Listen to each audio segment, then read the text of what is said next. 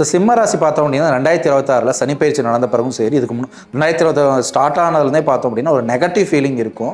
ஒரு பாசிட்டிவாக நடந்த மாதிரி எதுவுமே இருக்காது உங்களுக்கு. ஒரு பாசிட்டிவிட்டி குறைஞ்ச மாதிரி இருக்கும். ஸோ இதுக்கு முன்னாடி இருந்த ஒரு நல்ல விஷயங்கள்லாம் வந்து இப்போ கிடைக்காத மாதிரி இருக்கும். ஒரு மனக்குழப்பம், ஒரு டென்ஷனு, ஒரு ஓவர் திங்கிங்கு, எதுவுமே வந்து நம்மளுக்கு நடக்கலையேங்கிற ஒரு மனப்பான்மையில் இருப்பாங்க. ஸோ இப்போ இருக்கக்கூடிய காலகட்டத்தில் நீங்கள் குடும்பத்தை வந்து அதிகம் பார்க்கணும்.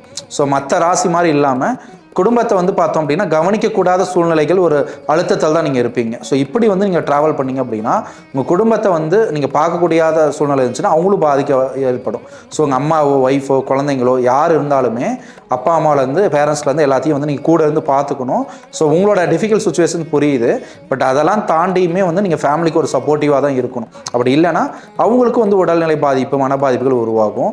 ஒரு குடும்பமே வந்து ஒரு அதிருப்தி ஏற்படுறதுக்கு வாய்ப்புகள் இருக்குது. அதனால் ஒரு வேலையில், தொழிலில் நீங்கள் உங்களோட கெரியரில் வந்து முன்னேற்றத்தை நீங்கள் எதிர்பார்க்குறப்ப அதே நேரத்தில் உங்கள் குடும்பத்துக்கு வந்து அதிக வந்து ஒரு ஃபோக்கஸ் இருந்தால் மட்டும்தான் எல்லாமே போகும். அதனால் சூழ்நிலைகள் இப்படி இருக்கிறனால ஒரு மனக்குழப்பத்தில் இருக்கிறனால அதில் வந்து ஒரு தெளிவு பெற்று ஒரு கிளாரிட்டியில் வாங்க.